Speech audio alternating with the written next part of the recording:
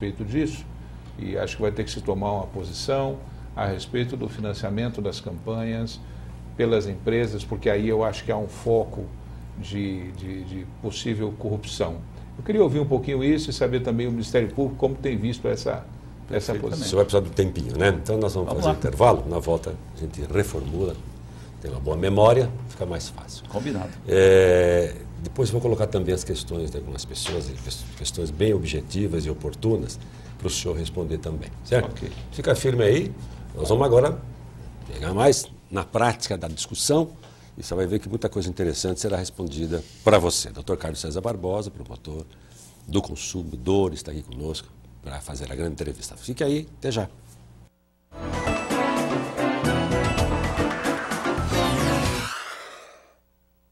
Grande entrevista, prazerosamente recebendo uma autoridade, uma pessoa que trabalha em defesa do consumidor, um promotor público atuante, de excelente nível cultural, que é o Dr. Carlos César Barbosa. Dr. Carlos César Barbosa, fica uma pergunta, doutor Aguinaldo Bife, sobre a questão das campanhas, né? Financiamento de campanhas. Especialmente essa questão agora que está sendo bastante discutida, do financiamento das campanhas por empresas, né? Porque nós temos aí já um histórico de empresas que fazem grandes contribuições, depois se beneficiam. E como que isso está sendo visto pelo Ministério Público e também, na sua opinião particular, como que isso precisa ser conduzido? O Ministério Público vê isso com muita preocupação, né? Tanto que em São Paulo já existe um trabalho de cruzamento aí das doações de campanha, né, com os contratos. Né? Doou tanto para a campanha, isso já tem sido feito pelo Tribunal de Contas do Estado, pelo próprio Ministério Público, em conjunto com o Ministério Público, né? Porque ninguém faz doação assim milionária sem o interesse. Na cor dos olhos, né? Né? Quer dizer, isso é óbvio. Até por isso eu sou favorável à proibição de doações por pessoas jurídicas. Né?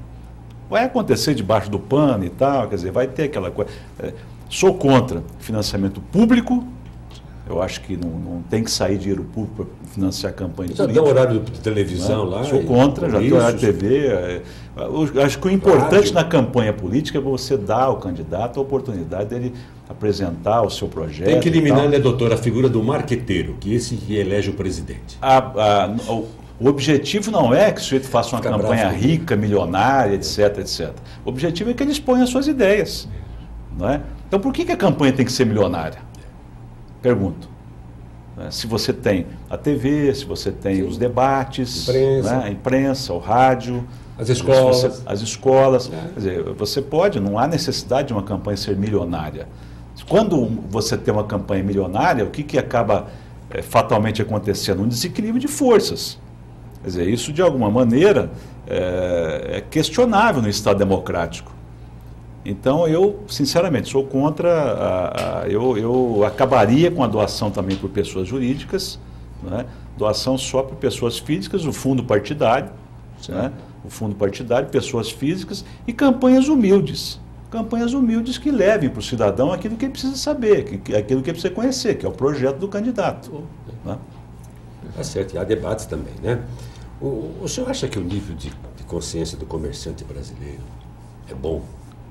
Ele é honesto, ele é desonesto, ele é esperto. Qual desses adjetivos poderiam ser utilizados? Ou ele é muito decente, muito ético na venda? Porque tem muita gente que é enganada em tudo. Né? Na hora de vender, promessas mil, isso funciona, já tem garantias.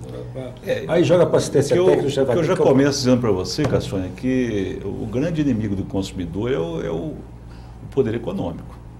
Né? Quanto maior o poder econômico do fornecedor, maiores riscos para o consumidor. Né?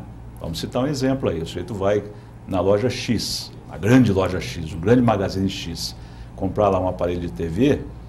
Se for uma pessoa humilde, sem esclarecimento, como foi enfatizado pela Blanche, que muitas pessoas não têm essa informação, ele acaba saindo de lá sem saber, com segurinho de garantia estendida. Olha, empurra mesmo. Quando não, com segurinho de vida também.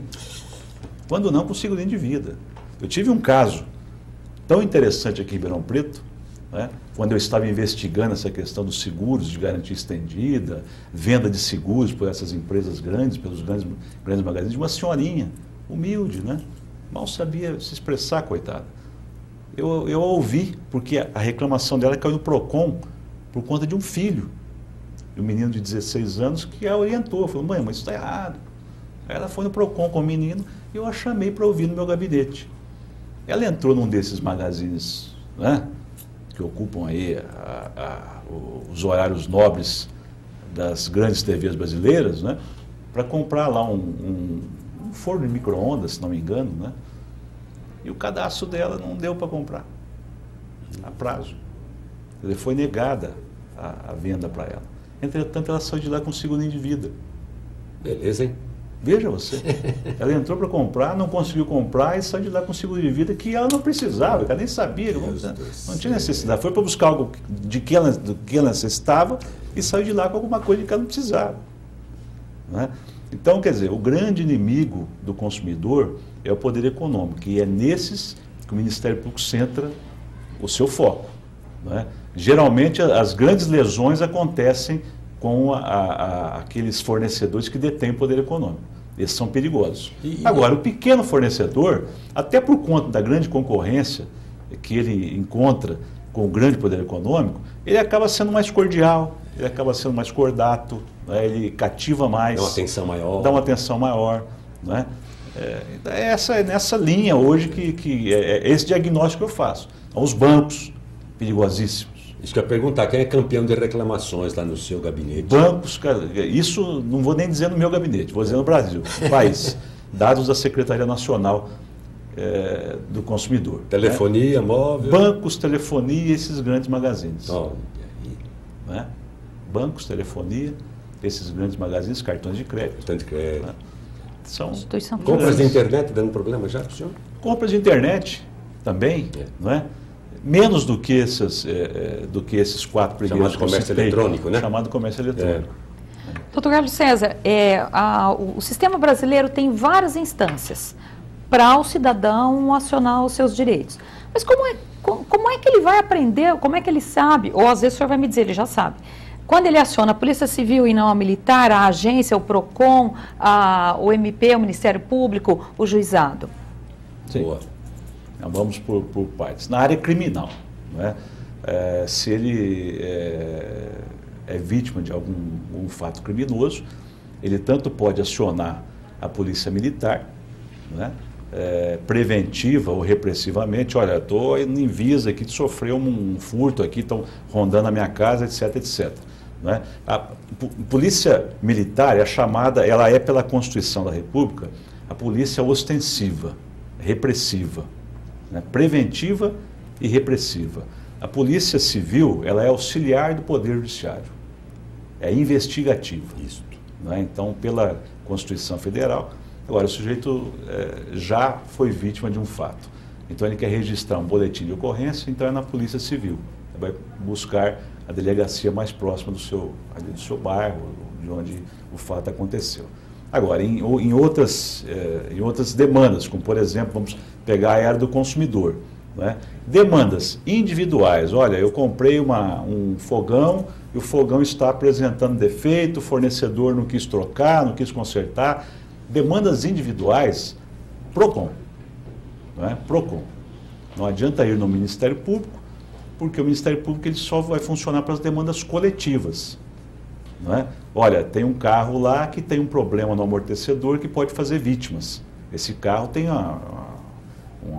tem 2.000, 3.000, 10.000 exemplares dele que estão com esse problema. Vamos fazer um recall imediatamente. Então vamos fazer um recall. Então isso é caso do Ministério Público. Mas um problema individual é caso de PROCON. O problema é quando ele tem, por exemplo, um problema com um carro, é um problema dele, ele foi na concessionária, é um problema de recall, mas a concessionária arrumou e ainda fala para ele, olha, eu nem vou te cobrar pelo nosso relacionamento. Isso acontece, sim. Aconteceu.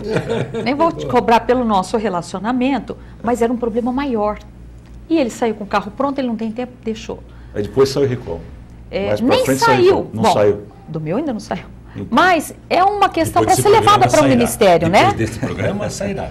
essa é uma questão é um grande exemplo de como que o consumidor tem que acionar o Ministério, né? Então, em casos dessa natureza, onde há suspeita de lesão a interesses coletivos, é importante acionar o Ministério. Sempre a ideia é coletiva. Isso que o senhor falou é importante, é suspeita, porque o consumidor às vezes espera, deixa acontecer, porque você não tem uma prova. Não, então. Por isso que a gente faz um atendimento muito bacana no Ministério Público, muito interessante. Até falava aqui antes de entrarmos no ar aqui com o Agnaldo. No Ministério Público ninguém sai de lá sem atendimento e sem um encaminhamento. Isso é bom, né? E quando a gente tem lá uma fichinha de atendimento que todas elas chegam ao promotor de justiça. Então ali ele faz ali um diagnóstico. Então eu vejo ali, você me contou essa história, eu já vou falar, isso aqui está cheirando caso de rival. Casos de, então, suspeita, né? Então, são situações há um que podem indício ir. ali, então eu posso instaurar um inquérito civil, né, e tocar adiante aquilo lá. Agora, o importante é que interesse individual, primeira instância, PROCON. O PROCON não resolveu, o sujeito não quis fazer um acordo, ele não tem poder de obrigar o PROCON. Ele pode multar alguns infratores, né, mas ele não pode obrigar. Olha, você vai devolver o dinheiro para ele não pode fazer isso. Não resolveu no PROCON, juizado especial, se a demanda for de até 40 salários mínimos. Né? Aí vá no juizado especial, até 20 salários ele pode reclamar sem necessidade de contratar advogado, entre 21 e 40 salários ele terá que contratar advogado. Em compensação, a solução é mais rápida, existe uma burocracia processual menor. Maravilha. Eu vou, mais uma vez aqui, propor a gente falar um pouquinho sobre um outro assunto. Nós vamos diversificar. Que é o seguinte, ontem, por coincidência, eu estava conversando com 2 amigos e eles estavam falando de caminhada, né, na rua, fazendo exercício. Há um buraco da cidade pode dar problema. E aí, eu acompanhando essa conversa e um dizendo para o outro, mas como você caminha na rua? Caminho, não, eu pego meu carro e eu vou até um parque, porque eu tenho medo de caminhar por causa da segurança. Então a minha proposta é falar um pouquinho sobre esse assunto, segurança. Nós estamos vivendo numa situação de medo, né? Acho que todos nós temos uma sensação quando saímos à noite ou estamos indo em algum lugar um pouco mais distante, mais estranho, a gente se sente realmente amedrontado. E essa situação, na verdade, não pode permanecer assim. Esse sentimento que nós estamos tendo como cidadãos, está muito difícil de conviver com isso. E aí eu pergunto, em alguns levantamentos, algumas estatísticas que saíram aí sobre apuração de crimes, e que isso leva, então, à questão do judiciário, à questão da punição do infrator, essas estatísticas mostram que os crimes apurados pelos aqueles que ocorrem são muito pequenos, muito baixa essa estatística. Se fala de apuração de homicídio, por exemplo, mais ou menos 5% dos casos ocorridos. Eu pergunto, então, mais uma vez ao Ministério Público e ao Dr. Carlos César, o que precisa ser feito, o que está precisando mudar para que a gente possa melhorar um pouco essa situação nossa de segurança que vivemos hoje no nosso país? Vamos tomar por parâmetro Nova York. Rodolfo Giuliani. São as mãos limpas. Tolerância zero. Né? Quais foram as medidas que ele adotou? Aumentou o policiamento, tirou a polícia dos quartéis, polícia nas ruas, lugar de polícia é nas ruas. Melhorou o salário dos policiais e criou vilas para a moradia de policiais. Com isso ele reduziu, com isso ele combateu o crime com maior eficiência, porque a polícia na rua é importante, né? Quando você se depara com um carro de polícia, no local onde você está caminhando, por exemplo, nas proximidades, você se sente mais seguro. A farda ainda merece muito respeito. Merece respeito, merece respeito e deve ser respeitada mesmo. Né? Polícia na rua é muito importante, né? Então com isso ele conseguiu, ele ocupou aqueles lugares que eram Meatpack District, por exemplo, que era lugar de tráfico de entorpecente. Hoje é um ponto onde você tem lá grandes restaurantes, discotecas, né? Então ele transformou aqueles lugares que eram tradicionalmente utilizados por bandidos em lugares acessíveis às pessoas. né? Mas principalmente com essas medidas, envolvendo a polícia, né? Maior efetivo policial, polícia nas ruas, um salário melhor para o policial, um salário digno, porque a profissão dele é uma profissão muito dura, muito difícil, de risco, né? Muito difícil, de risco, e condição de moradia melhor. Você não pode admitir que um policial militar ele more num morro, né? Parede meia, com bandido. Isso é inadmissível. A computação será quase que automática. Então é investimento em segurança pública. E mais, segurança com tecnologia. Além de polícia nas ruas, tecnologia, como a Inglaterra faz. Inteligência, né? Inteligência, tecnologia, Big Brother. Né? Ninguém gosta de ficar sendo filmado no Big Brother, mas hoje é muito importante. O centro hoje de Ribeirão Preto já tem lá, né, monitoramento. Inibe bastante, inibe muito. Existem algumas medidas que podem ser tomadas, né? E eu acho que deveriam ser tomadas. Eu tenho a mais absoluta convicção de que nós reduziríamos de maneira drástica a criminalidade do nosso país. Até porque hoje a situação está de tal sorte que nós estamos descaracterizando as cidades. As pessoas estão se trancando em condomínios. Não é? A cidade é o espaço do povo, é o espaço onde as pessoas... E o condomínio é o conceito de anticidade. São os guetos, tem né? praça, não tem movimentação. E lá nos Estados Unidos tem ecodistritos, arte-distritos, tem vários tipos que estão desmanchando a ideia de condomínio e levando a comunidade para ocupar o espaço. Aqui em Ribeirão, compensação, virou must. Mas nós aqui arrecadamos muito. Mas nós temos um legislador analfabeto, por exemplo. Mas solução existe, Aguinaldo. Solução existe. Não acontece, aí não é? É aquela famosa frase, é a tal da vontade política. Não é? É a famosa frase, a vontade, vamos solucionar essa questão de segurança, vamos melhorar o efetivo, vamos formar melhor o policial, vamos pagar ele melhor, vamos dar uma condição de vida melhor para ele, não é? Vamos tirar ele de uma eventual corrupção. Não é? Quer dizer, solução existe, é questão de investimento, né, de firmeza e de vontade política. Como o doutor Aguinaldo bem caracterizou, chegou ao fundo do poço. Se eu conversar com um delegado de polícia, ele fala, professor, a gente compra nessa parte, vou lá, gente, é de alta periculosidade, a gente prende, aí dali a pouquinho ele sai na sua frente dando risada. Alguém já chega lá, um advogado, fala, solta. E eu fico com a cara de besta e fico com medo, porque esse cara pode armar para mim também. Isso não é mentira. Ameaças. Isso é verdade. É triste demais. Eu estava esperando uma deixa aqui para colocar uma questão que está um pouquinho fora do consumidor, mas no fim a gente tem que consumir segurança, então está bem enquadrado. A tão discutida redução da maioridade penal.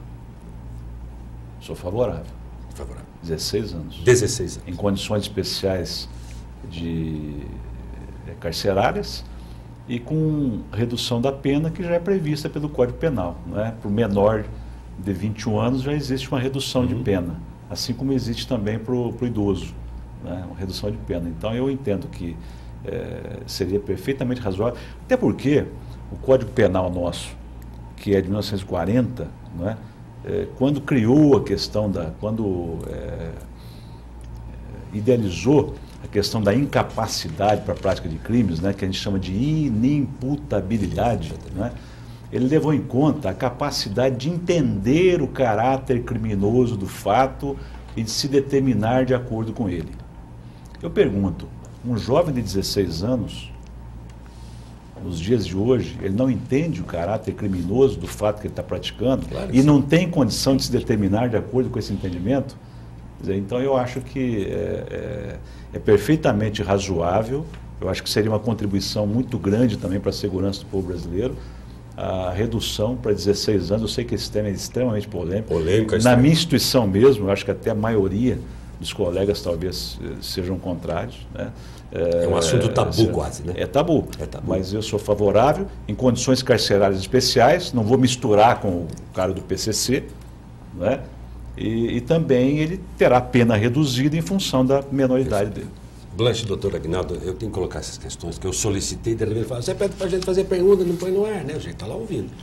O Marcos Andrés, que é um comentarista esportivo, instrutor de autoescola, trabalha na Rádio Bandeirantes, comenta futebol, ele diz como a promotoria avalia os serviços de saques SAC, os saques das empresas prestadoras de serviços com gravação automática, propagandas descaradas, opções de venda abusivas e depois que se você chega a falar com alguém, eles que te obrigam a digitar CPF, números de contratos antes, ainda te fazem inúmeras confirmações e pedem para você aguardar para confirmar os dados, frequentemente cai a ligação. Isso é rotina também. Esses saques são saques criminosos. São sacos mesmo. Funcionam mal, né? Isso não é saque, né? Funcionam mal. Esse tipo de procedimento tem que ser denunciado. Reclamação, tem que ser denunciado. Cabe, claro, cabe. O saque não é para isso. Claro. O saque é para ter um pronto, para se dar ao consumidor um pronto atendimento.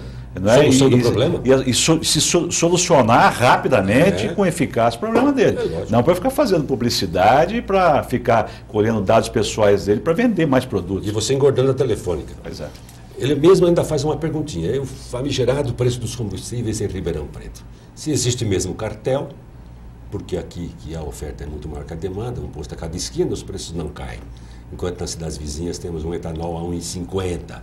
Ribeirão, ele desafia só encontrar um posto abaixo de R$ 2,00. Combustível é um problema muito sério, né? Porque quando o governo acabou com o tabelamento dos combustíveis, né? Você lembra quando o preço era tabelado, né? Houve uma época, um período em que o preço era tabelado. Liberou geral. Quando se liberou, a expectativa, isso foi no governo de Fernando Henrique, quando se liberou, a expectativa é de que a concorrência fizesse o preço baixar. Né? Então aconteceu exatamente o contrário, principalmente nas grandes cidades. Eu já instaurei diversos inquéritos civis aqui em Ribeirão Preto para apurar isso. Aonde que esses inquéritos vão parar? Vão parar no CAD, né? E na Secretaria de Direito Econômico, que é ligada ao CAD, que é do Ministério da Justiça, ligado ao Ministério da Justiça. Eles fazem uma análise, né, dos preços e só consideram cartel quando o preço é exatamente idêntico. Quando há alguma diferença de preço, eles descaracterizam o cartel. Olha aí. Né? Então o órgão incumbido de multar, e as multas são pesadíssimas, vão até 20% do faturamento bruto. Olha aí. É a Secretaria Direito Econômico. Direito Econômico. Secretaria de Direito Econômico, que é um órgão do CAD, não é? Então ela pode multar. Entretanto, todos os materiais até hoje que eu mandei para essa secretaria, eles devolvem para eles dizendo, olha, aqui nós não vemos indício de cartel. Certo. Então eu acabo ficando também de mãos amarradas por aqui. Temos aqui duas questões que são, coincidentemente, tocam no mesmo assunto, porque o senhor também é responsável pela questão da defesa dos deficientes, das pessoas portadoras de algum problema. O César Augusto Batista, que é administrador de empresas, funcionário aposentado do Banco do Brasil e escritor, Dr. Carlos César, existem leis e são aplicadas para proteger deficientes físicos, cadeirantes, que estejam reclusos em penitenciárias no Brasil. E o Gabriel Pereira, que é jornalista, ele pergunta qual o papel do Ministério na defesa da pessoa com algum tipo de deficiência. Nós temos que correr quanto tempo agora, viu, doutor? Toda e qualquer instituição pública, né, inclusive os presídios, desde 2007 são obrigados a manter acessibilidade plena, acessibilidade universal. Então, rampas, banheiros acessíveis, então isso vale para todas. Hoje nós temos diversas ações civis públicas em Ribeirão Preto contra o município, porque o município não tem as suas repartições devidamente adaptadas, né? Então existe um decreto de 2002, dezembro de 2002, que deu um prazo, e esse prazo venceu em julho de 2007, para que todos os organismos públicos sejam adaptados, inclusive as vias públicas.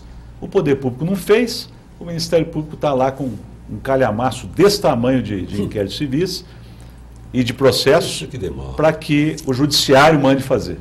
Isso é triste. O Marcos de Brito, doutor Carlos César, que é funcionário do SBT aqui de Ribeirão Preto, elas conhecem, Marcos de Brito, uma grande pessoa, ele é especialista em gestão de pessoas, em RH. Gostaria de saber o que o senhor tem a dizer a respeito do direito ao meio ingresso, é outra discussão para teatro, cinema e shows. Percebo que vai da boa vontade do bilheteiro, diz ele.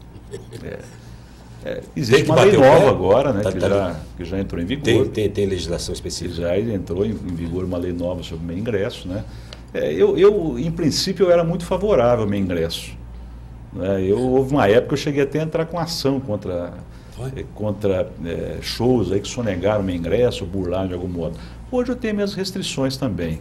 né? Eu vejo um pouco o outro lado também. Às vezes não atende à finalidade. Porque não adianta você vai num teatro, o teatro ele vai pagar R$100 o teatro, né? Então o meio ingresso, R$50 já é um preço.